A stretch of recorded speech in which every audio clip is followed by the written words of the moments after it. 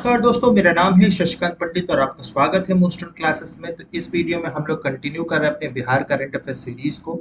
और Bihar current affairs के अक्टूबर महीने की ये पार्ट थर्ड वाली वीडियो है। इससे पहले के दो पार्ट्स जो है अक्टूबर महीने के नहीं देखे तो उसे जरूर देखिएगा, फिर इस वीडियो का कंटिन्यू कीजिए, आपको कंटिन्यूटी में सब कुछ समझ आ जाएगा। और इससे पहले भी अगस्त महीने का करंट अफेयर्स मैं शुरू कर चुका अपलोड कर चुका हूं, तो वो भी आप देख सकते हैं। उसके जो लिंक्स है आपको डिस्क्रिप्शन बॉक्स और पिन कमेंट में अटैच्ड मिल जाएगा, आप वहां से देख सकते हैं। ये जो बिहार करंट अफेयर्स की सीरीज है आपके बिहार के जितने भी कम्पिटिटिव एग्जाम्स होते हैं उनमें इक्वली इंपॉर्टेंट होने वाला है, क्योंकि हर एग्जाम में बिहार करंट अफेयर्स का पोर्शन रहता ही है। तो इसको इस वीडियो सीरीज को जरूर देखिएगा, आपके फोर्थ कमिंग एग्जाम्स के लिए बहुत हेल्पफुल रहेगा। इस वीडियो में हम लोग 12 टॉपिक्स को कवर करेंगे, न्यूज इवेंट्स को कवर करेंगे। देख सकते हैं ये टॉपिक्स को हम लोग लगभग कवर करेंगे। तो इस वीडियो को अंत तक जरूर देखिएगा और अगर पसंद आए वीडियो तो लाइक शेयर सब्सक्राइब जरूर कर लीजिएगा। तो चलिए, सबसे पहला जो टॉपिक हम लोग कवर कर रहे हैं वो है 17 personalities from Bihar received Bihar Kesari award. ठीक है, बहुत इंपॉर्टेंट है ये, इससे क्वेश्चंस बहुत इजीली फ्रेम हो सकते हैं। तो on the birth anniversary of first Bihar के जो पहले चीफ मिनिस्टर थे एंड फ्रीडम फाइटर, तो ये भी पता होना चाहिए, डॉक्टर श्री कृष्ण सिंह।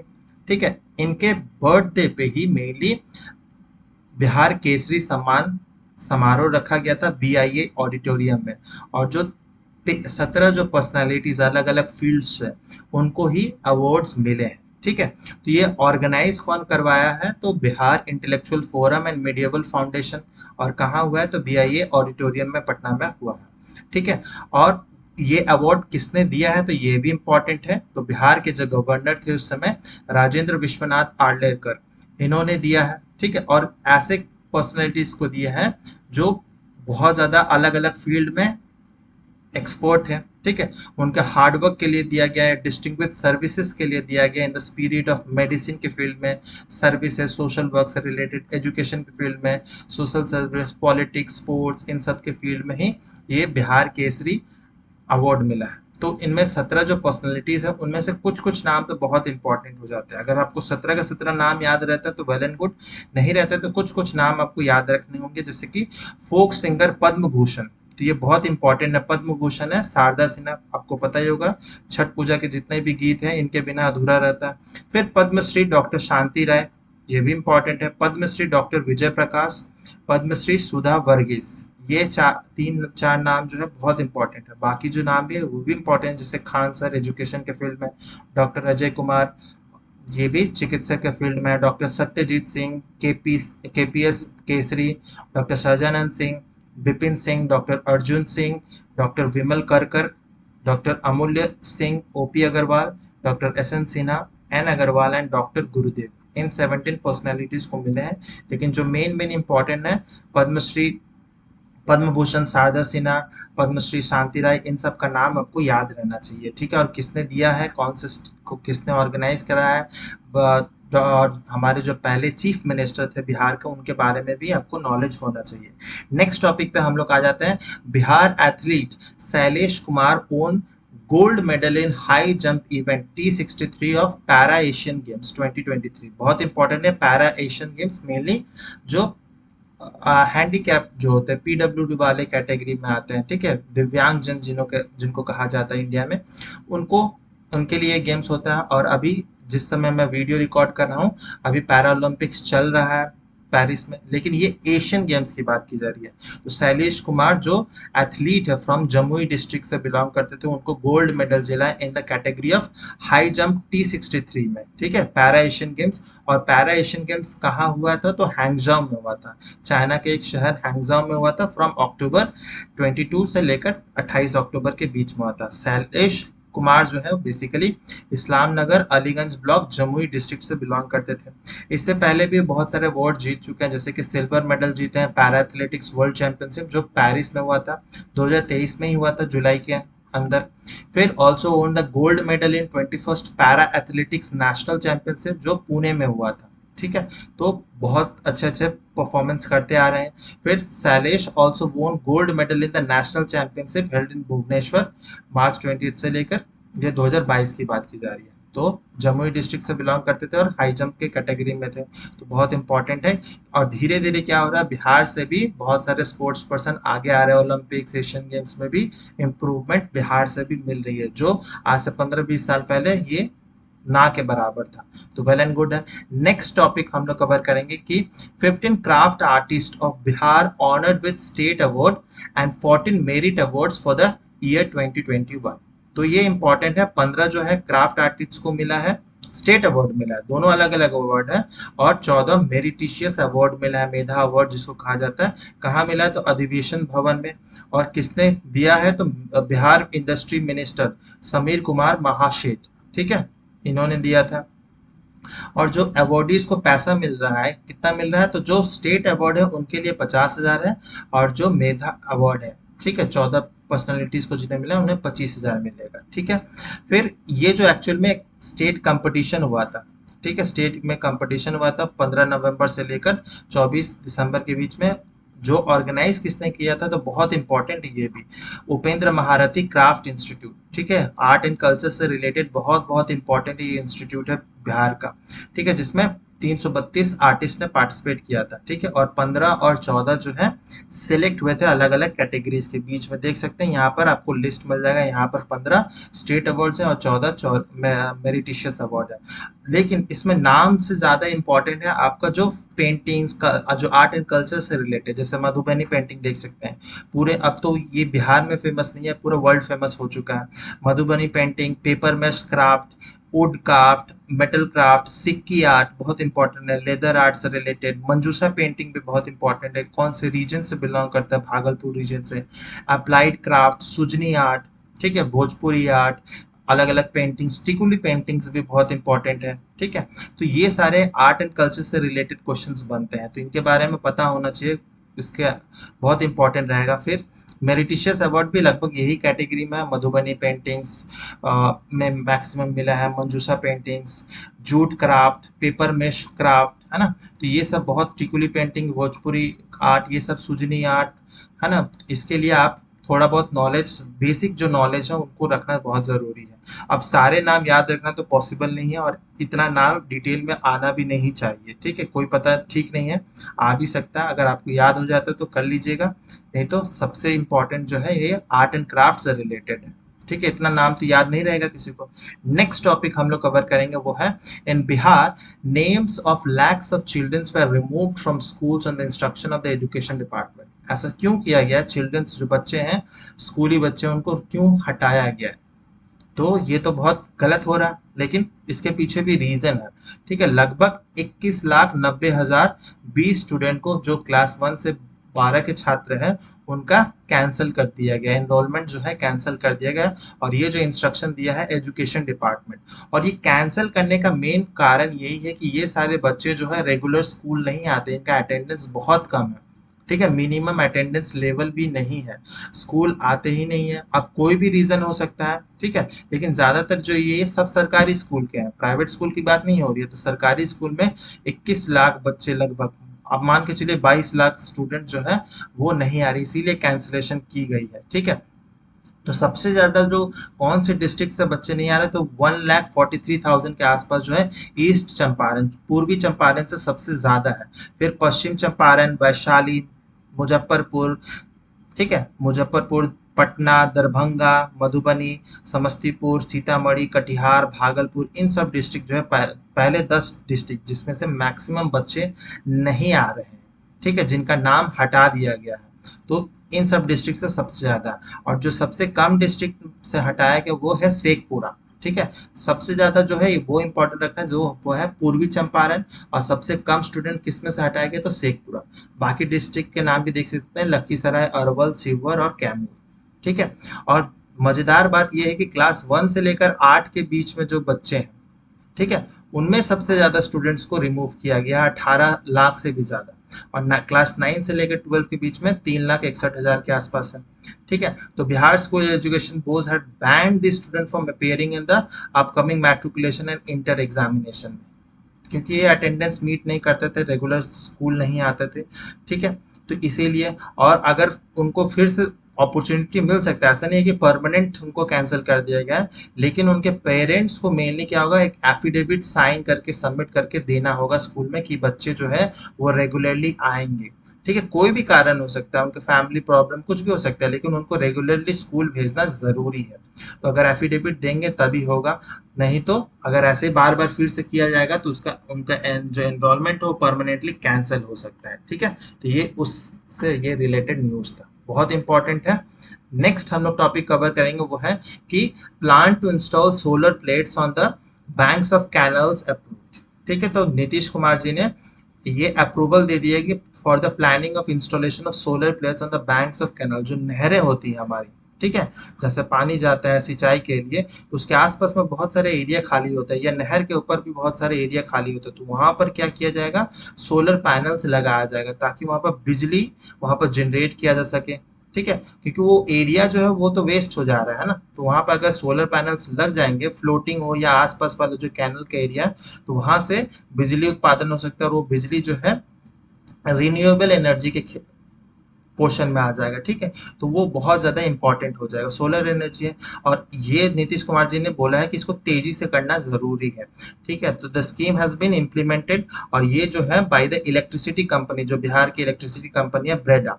ठीक है, and to plan the install grid connected solar panels along the canals, देख सकते हैं। और ये वहां पर, और पायलट प्रोजेक्ट जो हुआ था वो हुआ था पटना कैनल, जो विक्रम वाला एरिया है पटना कैनल के आसपास, यहाँ पर ये हुआ था। ठीक है, पायलट प्रोजेक्ट एक छोटा सा किया गया था। फिर जो गुजरात की जो कंपनी है, ठीक है, उन्होंने प्रोवाइड किया डीपीआर। डीपीआर क्या होता है, डिटेल प्रोजेक्ट रिपोर्ट, कि ये जो हम लोग प्रोजेक्ट कर रहे हैं उसकी फिजिबिलिटी कितनी है, प्रॉफिट होगा या नहीं होगा।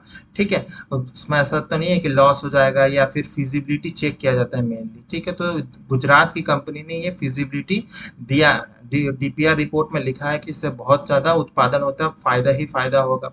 ठीक है, तो ये क्योंकि गुजरात में ऐसा बहुत जगह चल रहा है, पहले भी अलग अलग स्टेट में ऐसा हो चुका है, तो वही जो है हम लोग बिहार में भी इसको लागू कर रहे हैं, क्योंकि बिजली का जो उत्पादन है, प्रोडक्शन है, वो बढ़ तो रहा है, लेकिन कंजम्पशन उससे तेजी में बढ़ रहा है, तो इसीलिए उसको मीटअप करने के लिए हम लोग को और ज्यादा अलग अलग सोर्स से इलेक्ट्रिसिटी प्रोड्यूस करना जरूरी है। तो ये बैंक से, रिवर्स पे कुछ दिन बाद देखिएगा रिवर्स के आसपास में भी ऐसे पैनल्स लगे मिलेंगे आने वाले टाइम में, तो ये भी इसीलिए उसी दिशा से बहुत इंपॉर्टेंट न्यूज है, अच्छी कदम है। नेक्स्ट टॉपिक पे आ जाते हैं, वो है एम्फोसिस ऑन मेज production for ethanol in Bihar, target of planting 100% hybrid seeds. तो जो भुट्टा होता है, ठीक है, उसका मकई जिसको कहा जाता है, तो उसका खेती ज्यादा से ज्यादा किया जाए, और जितने भी होंगे वो 100% सीड्स जो है हाइब्रिड सीड होंगे। और क्यों किया जा रहा है, ताकि जो है मेज से हम लोग इथेनॉल का प्रोडक्शन कर सके। इथेनॉल जिसका जो केमिकल नाम है वो होता है इथाइल अल्कोहल। इथाइल अल्कोहल, इसका फॉर्मूला होता है C2H5OH। ठीक है, तो इसका प्रोडक्शन हो सके। और इथेनॉल क्यों किया जा रहा है, तो क्योंकि गवर्नमेंट का एक एम है, सेंट्रल गवर्नमेंट का, कार्बन न्यूट्रलिटी का। ठीक है, तो हम लोग कार्बन का जो जितना हम लोग प्रोडक्शन कर रहे हैं उसको जितना कम से कम किया जा सके, उसके लिए क्या है, जो पेट्रोल डीजल है जिससे हम लोग जलाते हैं, ईंधन यूज करते हैं, उससे बहुत ज्यादा पॉल्यूशन होता है। तो अगर हम लोग उसमें 20% के आसपास इथेनॉल मिक्स कर देंगे, ठीक है, तो जो हमारा पॉल्यूशन लेवल है वो भी कम हो जाएगा, और साथ ही साथ में इथेनॉल जो होता है वो सस्ता होता है in comparison to petrol diesel. ठीक है, तो पेट्रोल डीजल जो ईंधन का दाम है वो भी कम हो जाएगा, और ईंधन का दाम को कम होगा तो सभी सबका दाम कम होगा, और साथ ही साथ में पॉल्यूशन भी कम होगा। तो इसी दिशा में ही ये प्रोजेक्ट जो है बिहार में किया गया है लॉन्च, जहाँ पर 100% हाइब्रिड हाइब्रिड सीड जो है मेज का लगाए जाएंगे, मकई का, ताकि वहां से उस प्रोडक्ट से हम लोग इथेनॉल बना सके, उनको सड़ा कर फर्मेंटेशन करके उससे इथेनॉल बना सके। ये जो है पहले चावल से भी किया जा चुका है, ठीक है, लेकिन चावल के अलावा अलग अलग प्लांट्स देखा जा रहा है, क्रॉप्स देखा जा रहा है, ताकि और ज्यादा इथेनॉल का प्रोडक्शन हो सके, और कार्बन न्यूट्रलिटी का जो एम है हमारा, ठीक है, क्लाइमेट चेंज को जैसे देख ही रहे होंगे, महसूस कर रहे होंगे, उनको कम करने के लिए ये बहुत बहुत इंपॉर्टेंट स्टेप है। और ज्यादातर बिहार में जो मेज का प्रोडक्शन होता है वो नॉर्थ और ईस्टर्न प्लेन्स में होता है, साउथ में बहुत कम होता है। और जो प्रेसिडेंट द्रौपदी मुर्मू ने रिसेंटली लॉन्च किया था बिहार का 4th एग्रीकल्चरल रोड मैप, जो कि 2023 से 28 के बीच में लॉन्च चलेगा, है ना। तो उसमें इम्फोसिस दिया गया है for the production of increasing the ethanol production. ठीक है, ये सब कुछ मैं बता चुका हूँ, टारगेट बता ही चुका हूँ कि 100% जो है हाइब्रिड सीड्स लगाए जाएंगे, किसानों को जो है फैसिलिटीज प्रोवाइड किए जाएंगे ताकि वो ज़्यादा से ज़्यादा मकई लगा सके। हाइब्रिड सीड्स प्रोवाइड की जाएगी, उनको सब्सिडी दिया जाएगा, बैंक से फैसिलिटीज मिलेंगे अलग। ठीक है, तो बिहार एग्रीकल्चरल जो डिपार्टमेंट है this time has set a target, कितना टारगेट है, to cultivate 1.5 lakh acres area in the state. ठीक है, जिसमें मेज का प्रोडक्शन फिक्स किया गया 12,000 क्विंटल्स, इतना उत्पादन करने की एम रखा गया। ठीक है, तो ये बहुत बहुत इंपॉर्टेंट न्यूज है इथेनॉल प्रोडक्शन का, इसमें आपका मेंस में भी क्वेश्चंस फ्रेम होते हैं इससे। ठीक है, तो बहुत इंपॉर्टेंट न्यूज है, आपको डेटा याद रखने होंगे। नेक्स्ट टॉपिक हम लोग कवर करेंगे वो है state government will provide accommodation to 5 lakh teachers of Bihar. ठीक है, तो ये भी सुन लीजिए। तो 2023 अक्टूबर के आसपास में क्या हुआ था, लगभग रिजल्ट ऑफ 1,22,000 टीचर्स जो बीपीएससी से निकले हैं, बीपीएससी शिक्षक, वो टीचर्स उनका रिजल्ट आया था। तो ये जो है सब क्या है, सरकारी टीचर्स है। तो इनको क्या है, ऐसा नहीं है कि ये जिस डिस्ट्रिक्ट से बिलोंग करते, जिस डिस्ट्रिक्ट का डोमिसाइल है उसी डिस्ट्रिक्ट में उनको टीचर मिलेगा, टीचर का नौकरी मिलेगा। उनको क्या होता है, दूसरे दूसरे डिस्ट्रिक्ट में जाकर पढ़ाना पड़ता है, और ऐसा तो पॉसिबल नहीं होगा कि हर टीचर के पास उस डिस्ट्रिक्ट में घर होगा खुद का। तो उनके लिए एकोमोडेशन होना, उनके उनके फैमिलीज के लिए एकोमोडेशन फैसिलिटीज प्रोवाइड करने से रिलेटेड ये न्यूज़ है। ठीक है, तो ये गवर्नमेंट ने एम किया कि 5 लाख टीचर्स के लिए जो है बिहार स्टेट के, उनको एकोमोडेशन फैसिलिटीज दी जाएंगी। ठीक है, तो ये जो अरेंजमेंट है बेसिकली क्या है, गवर्नमेंट जो है वो लीज पे या रेंट पे, अगर स्कूल है मान लेते ये ग्राम में, एक गांव में स्कूल है, तो आसपास का अगर एरिया होगा या कोई रियल एस्टेट कंपनी होगा, वो वहां पर अगर फ्लैट बना रही है, और वो फ्लैट जो है मेनली कमर्शियल पर्पस के लिए, टीचर्स के एकोमोडेशन के लिए, तो गवर्नमेंट क्या करेगी, उस जगह को लीज पे ले लेगी या फिर रेंट पे ले लेगी, और वहीं पर टीचर्स जो है स्कूल के आसपास में रह सकते हैं, ताकि वो उनको स्कूल आने जाने में दिक्कत ना हो, टाइम पे स्कूल पहुंचे, स्कूल का काम कर सके। ठीक है, तो इसीलिए ही मेनली किया जा रहा है। तो ये जो स्कूल के आसपास घर बनाने की बात हो रही है, कोई प्राइवेट इंडिविजुअल भी बना सकता है, फिर उसको रेंट पे चढ़ा सकता है, या फिर कोई रियल एस्टेट कंपनी भी कर सकती है। गवर्नमेंट जो क्या करेगा, वो बेसिकली डील कर लेगा और लैंड रेंट पे ले लेगा।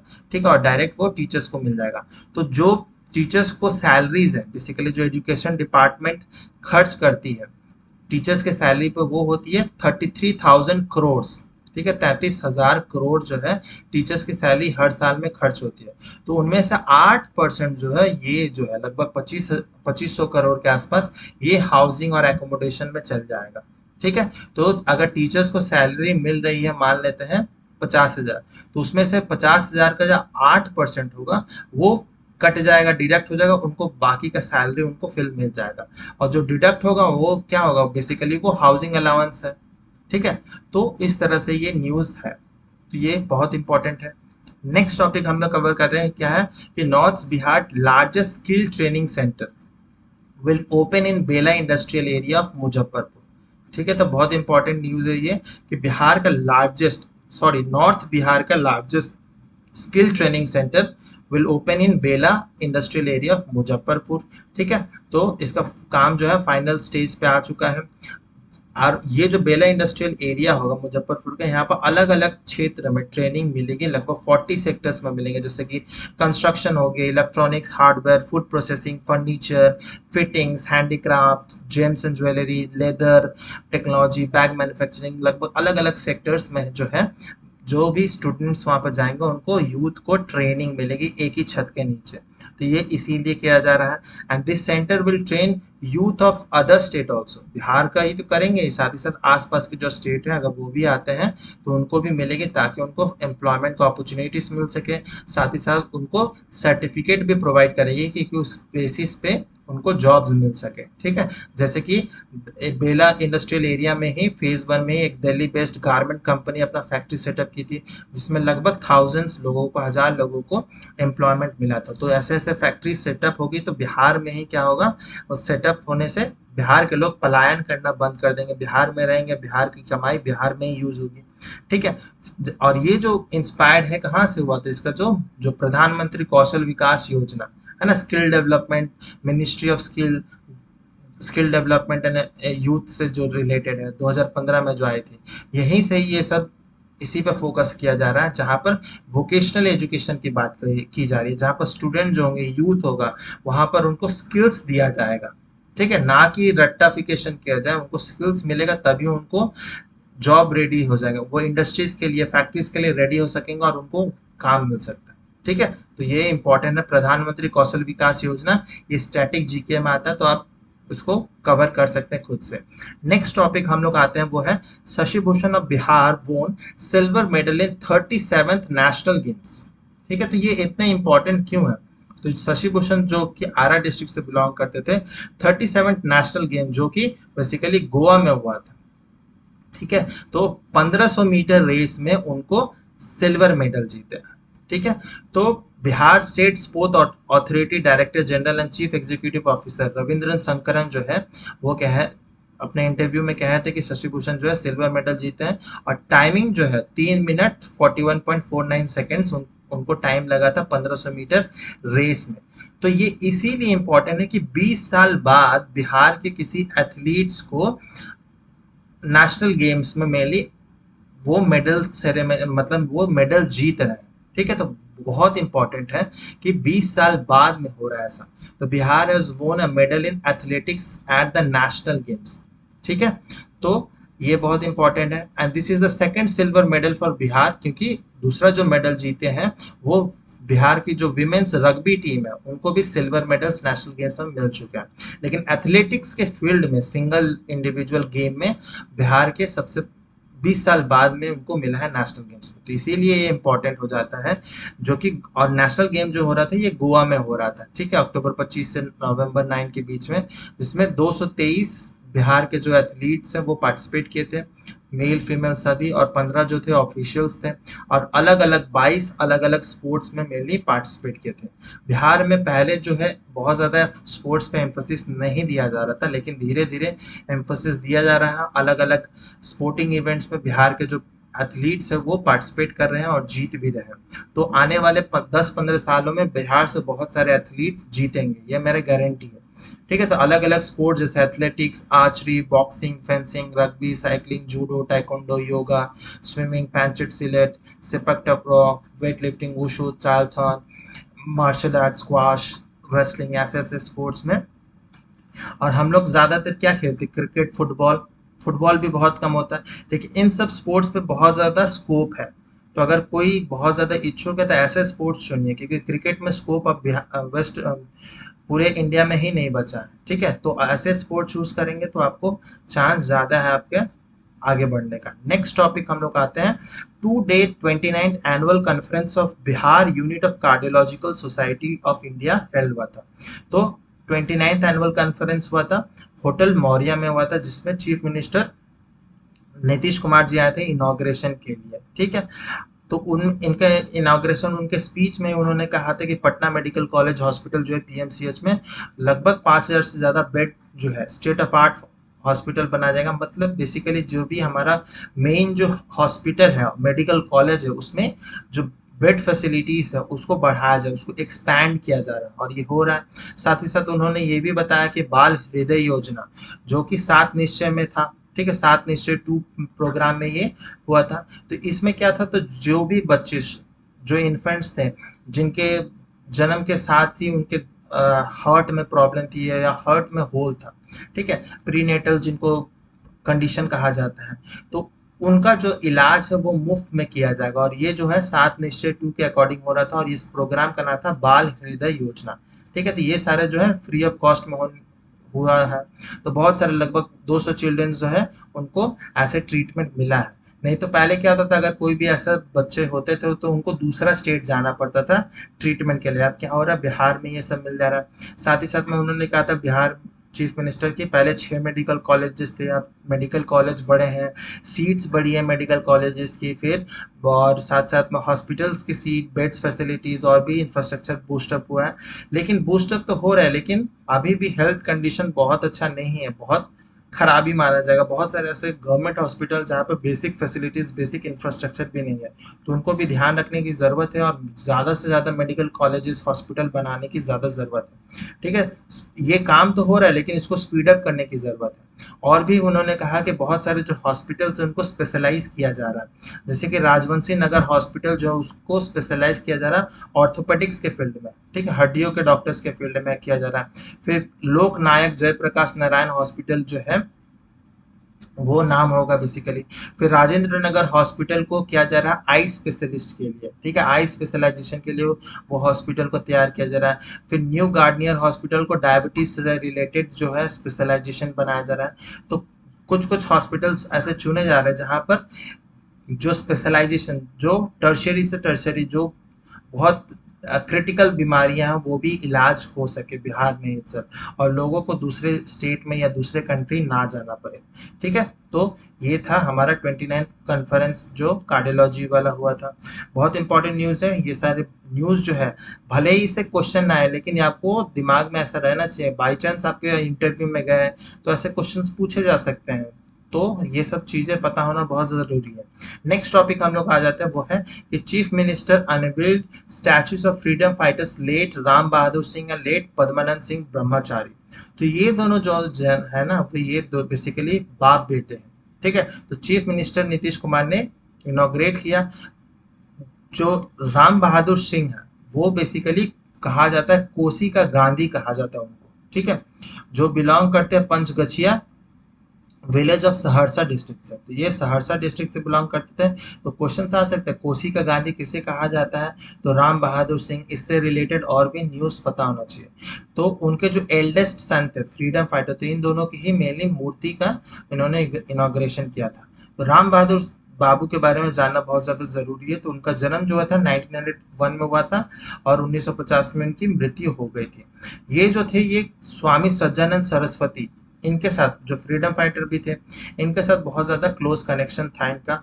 और ये दोनों ही अरेस्ट हुए थे for opposing the black law, जो रॉलेट एक्ट आया था 1919 का, रॉलेट एक्ट आया था, उसके अगेंस्ट में ये प्रदर्शन कर रहे थे, तो इनको जेल भेजा गया था। फिर Ram Bahadur Babu along with 100 of people form the Kosi Sevak Dal इन 1920। ठीक है, कोसिक सेवक दल किया था, तो जो कि महात्मा गांधी का जो नॉन कोऑपरेशन मूवमेंट था उनको सपोर्ट कर रहा था। इसमें क्या, boycotting the foreign clothes on the Koshi region and started khadi village industry, ये स्टार्ट किया था कोसी सेवक दल। तो ये भी इंपॉर्टेंट है, कोसी सेवक दल। ठीक है, फिर Gandhi ji came to Bihar and went to Purnia, 1925 में आए थे पूर्णिया, अररिया, फोर्ब्सगंज। तो इस जब भी गांधी जी आए हैं तो राम बहादुर बाबू जो थे उनके साथ में वो टूर करते थे। ठीक है, एंड गांधी जी का सॉल्ट सत्याग्रह जो 1930 में आया था, डांडी मार्च, वो भी इनको भी सपोर्ट किया था राम बहादुर बाबू ने। ठीक है, फिर इन द 1934 जब अर्थक्वेक आया था बिहार में, तो गांधी जी मुंगेर और आसपास वाले एरिया में पहुंचे थे जो अर्थक्वेक विक्टिम्स को मिलने के लिए। ठीक है, तो उस अर्थक्वेक विक्टिम्स में भी क्या होता, जो कुंती देवी थी उनकी वाइफ थी राम बहादुर बाबू की, तो उनको भी बहुत ज्यादा, जो लोग वो जहाँ रहते थे उनको भी बहुत ज्यादा नुकसान हुआ था ड्यू टू द अर्थक्वेक। तो वो भी क्या की थी, वो भी डोनेट की थी मनी, ताकि जो भी विक्टिम्स थे, ठीक है, अर्थक्वेक विक्टिम्स, उनको सहायता मिल सके। साथ ही साथ Ram Bahadur Babu also played an active role in the quit India movement of 1942। ठीक है, और पद्मानंद सिंह ब्रह्मचारी जो थे उनके राम बहादुर बाबू के एल्डेस्ट बेटे थे। ठीक है, तो इन्होंने भी क्विट इंडिया मूवमेंट में भी ये पार्टिसिपेट किए थे। ठीक है, 1921 में इनका जन्म हुआ था और उनकी मृत्यु 2016 में हुई थी। ठीक है, तो ये सारे जो बेसिक इन्फॉर्मेशन है वो आपको पता होना चाहिए, बहुत इंपॉर्टेंट है कोशिका गांधी। इस वीडियो ये था हमारा अक्टूबर महीने का करंट अफेयर्स, और इस वीडियो के साथ अक्टूबर महीने के 1, 2 और 3 सारे पार्ट्स कवर हो जाते हैं। नेक्स्ट वीडियो जो आएगा वो नवंबर का आएगा। ठीक है, वो भी जल्दी आ जाएगा, तो उसको भी जरूर देखिएगा। अगर ये वीडियो हेल्पफुल है रहा है किसी भी कारण से, तो लाइक जरूर कीजिएगा। डाउट सजेशन जो भी है कमेंट बॉक्स में पूछ सकते हैं। शेयर एंड सब्सक्राइब अभी तक नहीं किया तो जरूर से जरूर कीजिए। मिलते हैं हम लोग नेक्स्ट वीडियो में। टिल देन बाय बाय, जय हिंद।